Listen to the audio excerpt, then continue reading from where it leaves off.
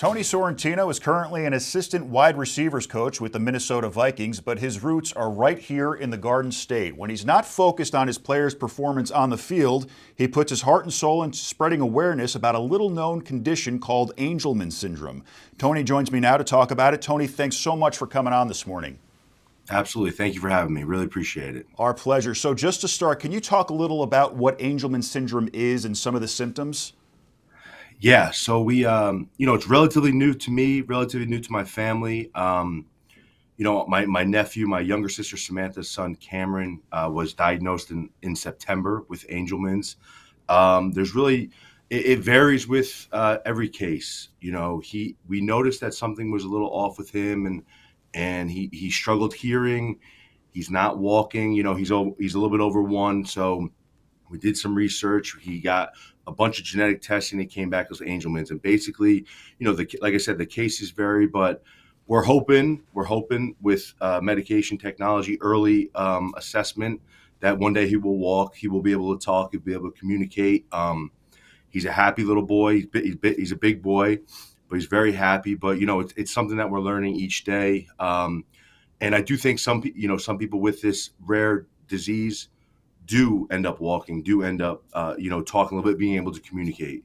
So it's something we're learning each day, and just excited to be able to get the awareness out as much as possible.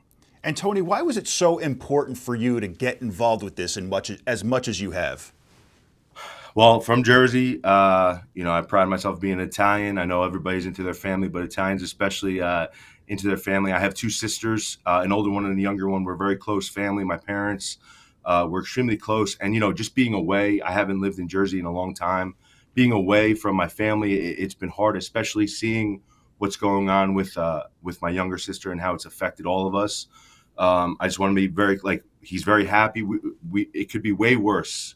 And we understand that people have situations way worse, but it's something that we are trying to deal with as a family and just get the best for Cameron, get the best for my sister Samantha, my brother-in-law Adam, my parents, my other sister, my wife. And I just want to be there, help as much as possible, as much as I possibly can.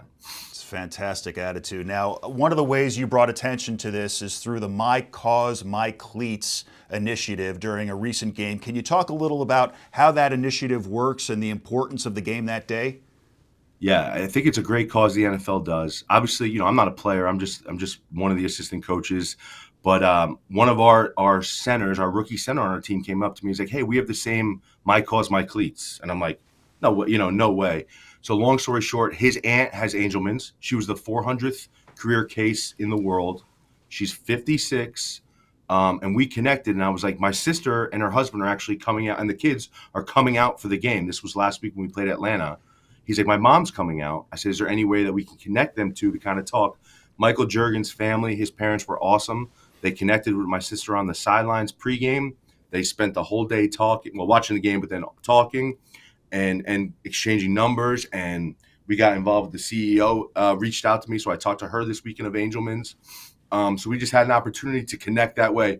Michael obviously is a center, rookie. I coach receivers. We know each other, but we never really got a chance to really get involved with each other. So now I feel like, I know it sounds like it was like family. His parents were awesome. They're like, to my sister Samantha, don't hesitate, ask any questions, share any concerns. What great people. They're from Maryland originally, so not too far from everybody in Jersey.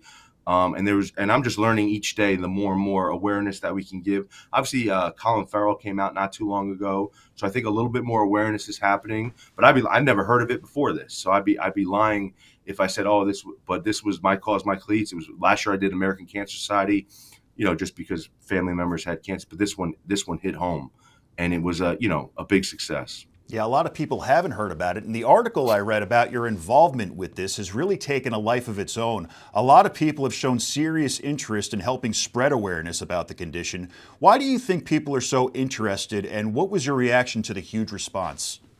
It's honestly overwhelming. And again, being in Minnesota, I've kind of been able to step away from it and seeing everything that my parents are going through and my sister's going through. So it's the first time I saw Cameron since he's been diagnosed.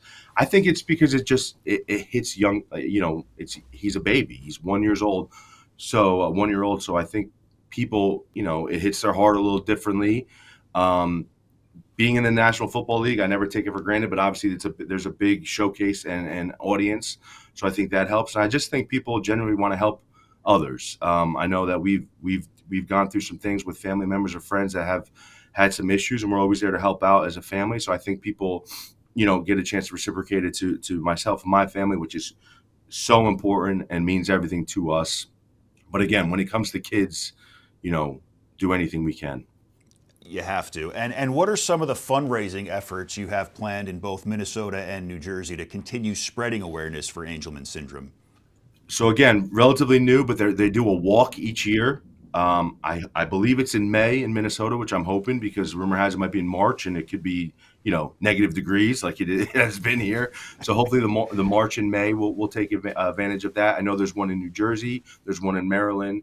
There's also a gala in February in Illinois, and just depending on our schedule, we got into the playoffs last night officially, but just depending on our schedule, I would love to go down there to the gala. Again, I'm nobody important, but just being able to maybe just raise awareness as much as possible, and just like I said, do anything to help my sister and her family. So we have those things. My parents they love entertaining, so they've talked about doing a fundraiser for Cameron and raising awareness as well. It's interesting. I wore my shoes, and I got them signed by Jordan Addison and Justin Jefferson, who both, they had 3 touchdowns and 2 touchdowns respectively. So it was a great day. Had them signed and gave them to my sister. She, of course, posted them on social media, and everybody's like, can I auction them? No, can't auction those ones off, but they're going to possibly make the same shoes I was wearing to have them auction off, and, for people to wear by, whatever they choose. That's fantastic. Yeah, you can't get rid of the signed ones. Now, let's switch. You can't do that. Let's switch gears here and talk about the team. A lot has gone right for the Vikings this year. I think it's safe to say you guys are playoff bound. Why do you think it's been such a turnaround since last year? We just have great leadership. Our head coach, Kevin O'Connell, is awesome. He's a stud on every sense of the word. Brian Flores is our defensive coordinator. He does a great job. Quasey's our GM, another Jersey guy. Wes Phillips, our offense coordinator. We have some great coaches in this organization. Then obviously the players. It's all about the players. Sam Darnold has done an amazing job connecting with our players and doing, being the leader. Justin Jefferson, Jordan Addison. I can go on and on. Aaron Jones, and then obviously our defense, Harrison Smith. We have great leadership, veteran guys that know what it's like to be professionals. And it's our 3rd year together, so I think it's hard. It's hard to build a program, and this is year 3, so we have some good cohesiveness.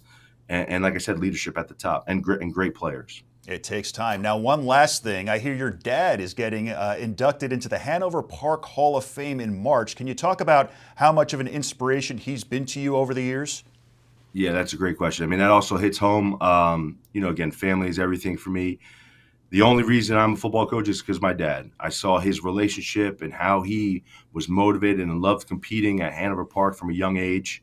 They won a state championship in 1990, and honestly, I was 7, but I remember that's the first time I remember football. I can't remember the 89 year at all. I said all the time, maybe if we won the states then, but so I remember from then. I just saw the relationships he had, the excitement, the joy, and ever since then, I mean, I played as long as I could. Played 4 years in college, and that was it. I just knew I wanted to be a coach, just because I love relationships, I love people, I love learning from people, I love being able to influence and influence others. I don't know what else I would be doing. I love competing. So my dad, my parents have instilled that, and football has changed my life. I say to everybody, it's changed my understanding the teamwork, the aspect, the hard work you have to put in. So it's been great. I'm super excited for my dad and his team. Hopefully, I'll get a chance to get back there and be there for when he gets in that Hall of Fame, inducted in the Hall of Fame. But it's a blessing. It really is. Great to hear and good for him. You can catch Tony and the Vikings tonight on Monday Night Football. Tony Sorrentino, you're an inspiration in this world. Thanks so much for taking the time this morning. Thank you so much. It means a lot.